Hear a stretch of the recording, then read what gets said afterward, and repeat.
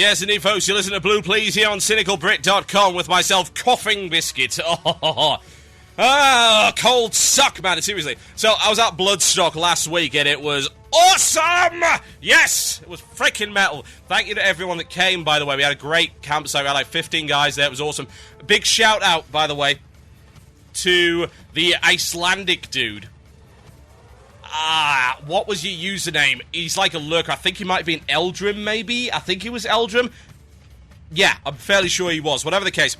He brought us some fish jerky. It was a gigantic salted frickin' fish thing. I was like, nom nom. It was actually quite nice. He also brought us a couple of liters of this stuff called Brennivin. Now, I've been told Brennivin is kind of like a fisherman's liquor, so I started drinking it. And suddenly, I can't remember what happened after that.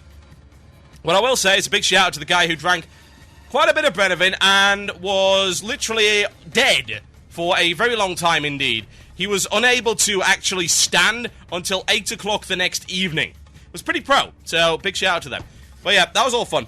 And also a shout out to Kiki Jiki who was there. So I hadn't actually spoke to him in about a year, so we've all kind of made up and everything's cool with myself and Kiki, so yeah, nice to get a friend back. You know how it goes.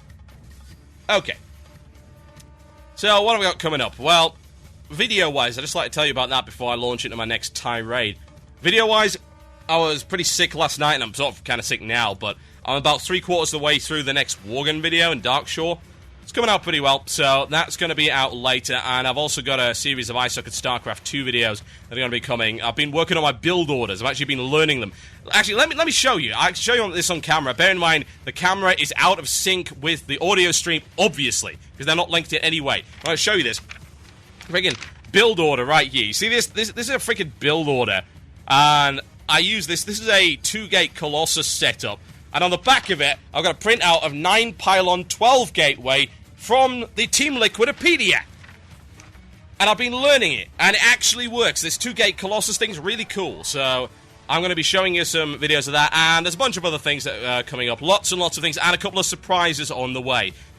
Maybe a bit of collab, maybe with someone else that you might like, someone who's pretty popular, who's fairly well known in terms of beta broadcasting, yes. Bit of collaboration. I'll tell you about that on a later show, I think. Whatever the case. Tease! Right. Let's do it. Let's talk about the Gamescom 2010 live Q&A, ladies and gentlemen, with Mr. Tom Chilton. So, this is a 45-minute Q&A that happened at the Gamescom on Thursday, and he's been telling people quite a few things, honestly. Pretty damn impressive overall. So, I want to talk about this. I'm going to run through this right here, and I'm also going to give you a link to it. This is a live blog of it. I believe there's some video of it as well. I'll find that later. But whatever the case. There we go. I've posted that in the channel. If you're not in the chat room and you're listening live, by the way, that's a new listener record. About 1,500 people listening right now. That would be a Blue Please live record. And last week, downloads were at 75,000 for the podcast for the week before that. So, that's pretty good. You guys are killing my bandwidth. Thanks. I like it. I love it. Sorry, you guys are fantastic. Thank you. Thank you. Thank you so very much for that. Right, okay. Let's have a look at the other stuff, shall we? Let's have a look at the Gamescom Q&A with Tom Chilton. Oh, and apparently the tiny chat room's full. Sorry, guys. We might need a bigger boat. Okay, so it starts off, hello and welcome to our live coverage. I think they actually say this, by the way. If they talked this way, it would be awesome. Let's try it again, so with feeling this time. Hello and welcome to our live coverage of Blizzard's WoW Cataclysm Q&A session at Gamescom. Due to its game-changing nature, the legendary MMO's latest expansion promises to be its most ambitious yet. So this live blog comes from digitalspy.co.uk, so all credit to them. As I say, we get underway with game director Tom Chilton. Okay. So, he first teases us. The release date for Cataclysm, ladies and gentlemen, is the midnight of first Tuesday after it's done. Da-da-da-da-da-da. Hey! No. Not one, but 2 Joe Manga worms. You're not funny, Tom. Quit it. Yeah. Seriously, that makes me spasm involuntarily. Bah! Right. Okay, here he goes. He next goes on to talk about nostalgia for the game's original world and says he will look back on it fondly after 5 years' work before adding that he is very happy with new zones and the positive responses they've received during the beta. Okay, that's fair enough. The whole thing is interesting, really. That nostalgia. I don't know if I really have that nostalgia. Do I have that nostalgia? A bit, I guess. I'm trying to think of any leveling zone from my original leveling up period. You know, this was like 6 years ago. That I can actually remember fondly in any way. No. Actually, I can't think of anybody, honestly. Think. No. Can I? Not a thing. One thing. Yes, Western Plaguelands. The freaking Cauldron quests. I remember those. That really is about it, though. It really is. Oh, God. I don't have all that nostalgia, honestly. I don't. I'm sure some people do. But my nostalgia's for the raiding. That's the stuff that I actually played and enjoyed. I don't have any nostalgia for things I didn't actually like.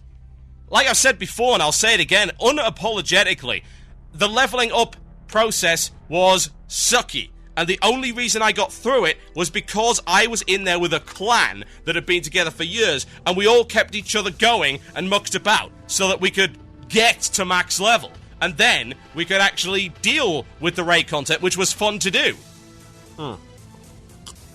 That's nostalgia for you. The first Luciferon kill, I still remember the 40 guys screaming on vent. That is burned into my mind. That's freaking nostalgia for you. Not questing, not PvP, not 5-man dungeons, Luciferon in Molten Core.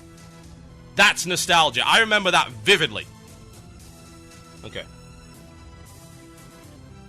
So, it goes on to say, the exec says the series could revisit the events of the War of the Ancients trilogy in the future.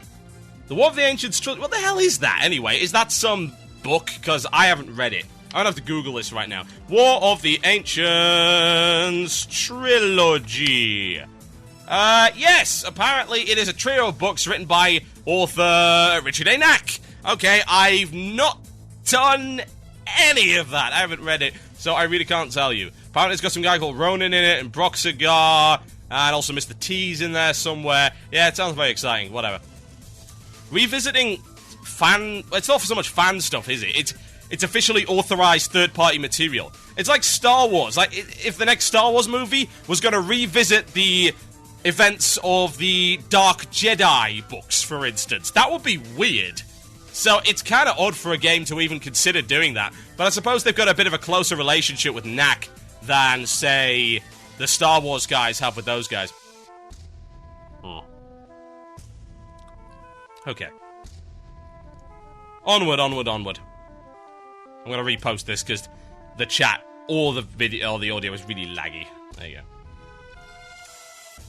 Right, so it goes on to say, speaking of what the expansion pack has in store for the Forsaken, Chilton says that the race needs to find ways to ensure their existence in the future. They're looking at their long-term survival rather than just seeking vengeance towards the Lich King. Well, you've seen that. If you look at my video, Garrosh versus Sylvanas, you will see exactly what's going on there. In fact, they're not looking for vengeance towards the Lich King, far from it. At this rate, she's going to become the new Lich Queen, for God's sake. She is a bitch. And I say that with the most affection I possibly can. She's a bitch. Just get over it. She is. People say, oh, that's inappropriate language. My eyes and my ears, and think of the children as I commit genocide on thousands of creatures in the game. Oh, killing's fine. It's the bloody American attitude. Slaughter, violence, bombing, genocide. It's all good, but don't you dare swear in front of my children. Disgraceful. Whatever the case. Yeah, she is a real bitch, without a doubt. She is out for the survival of her species and nothing more than that. She will happily slaughter thousands and hundreds of thousands of innocent Gilneans with the plague, even after being told not to use it. She is a bitch. Get over it. Okay. Onward. He addresses long-term... This is the bit. This is the bit. Well, one of the bits that I want to actually talk about. There's a few bits in this interview, it's not so much an interview, but the actual Q&A that was really important and actually stuck out to me. So this is one of them. So, he addresses long-term complaints from hardcore audience sections of the WoW fraternity that the game is too focused on accessibility. He says that the team had a dual focus with Cataclysm, improving the understanding of the interface while maintaining the depth of the overall experience. He adds that there's a lot more content for hardcore players in Cataclysm, as the pack includes more forced progression and less options to skip, like in Lich King. He says that the balance will shift towards the hardcore audience with Cataclysm. Well, maybe it will, but you've also got to bear in mind that this is a Q&A at Gamescom. If it said anything else, he would have been mobbed with torches and pitchforks. It's very likely. So, yes, from what we've seen, it is geared towards more hardcore players. It's got all the hard modes in from the very start. It's got 4 raid dungeons on launch. That's good, and they've split them into multiple dungeons per tier, as opposed to, here's Ulduar with its 14 bosses. And that's all you're getting for like 9 months. Enjoy. That's a terrible idea. Absolutely awful. I don't agree with this whole thing. It's like there's more forced progression. No, there really isn't, honestly. There isn't. Because you're still giving out those badges to people that do really easy stuff. That's not forced progression at all. That is just, hey, here's the cast-offs from last time. You can get raid gear you don't deserve. So if you just want to be lazy and acquire gear, then you can do it that way. And no one's stopping you from doing it that way. And that sucks. It really does. Okay. Onward.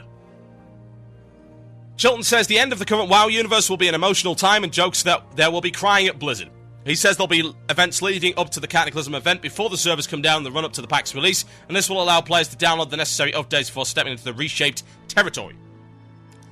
Good riddance. Get rid of it. It's about bloody time. There's not going to be any emotions from me, I can tell you. Sink it all into the ocean. Start again. Okay, what else? Talks of epic bosses available to hardcore players only, but says the normal and heroic difficulties haven't been adequate. Wait a minute. Let me just read that again. Talks of epic bosses available to hardcore players only. But he says the normal and heroic difficulties haven't been adequate.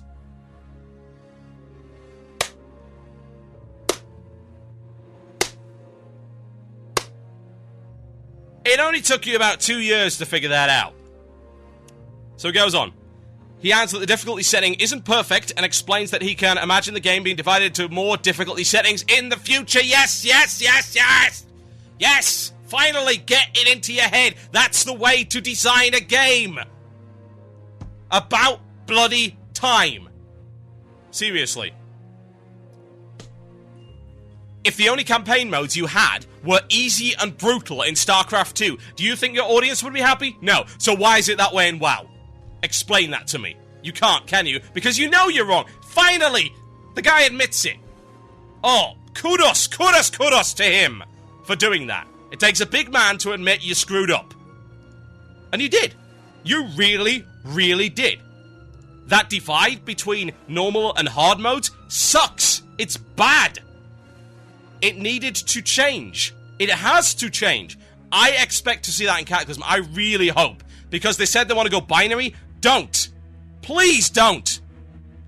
More than one difficulty setting. Let people play on their own terms and give them appropriate rewards for that. That's how you design a game. That's accessibility for you right there. It is. Right now, you don't have accessibility. You've got easy, you've got hard. Okay, big deal. So, you've given accessibility to a small minority of the player base, and then you've given bad content to a majority of the player base, and then you've given some hard content to the guys that are at the top. So, you miss out this massive, great demographic of people. They're your main player base. In the FUD that's come from them, the FUD that has come from them saying, oh, we want to cater to all of our players. No, you didn't. You catered to the minority, the bottom end and the top end. And the middle, gone completely. We don't care about the middle. We should care about the middle because they're the majority of our subscribers, but we don't care about the middle. Absolutely get that sorted the hell out. Well done. Honestly, well freaking done. About time that he realised that. I'm going to come back to this after the break, folks, because there's plenty more info. My name's Total Biscuit, and again, I do apologise if my voice is going, and I'm a bit kind of tired. It's draining, but hey, whatever. We shall Go forward. I'm sure it'll be good. Okay.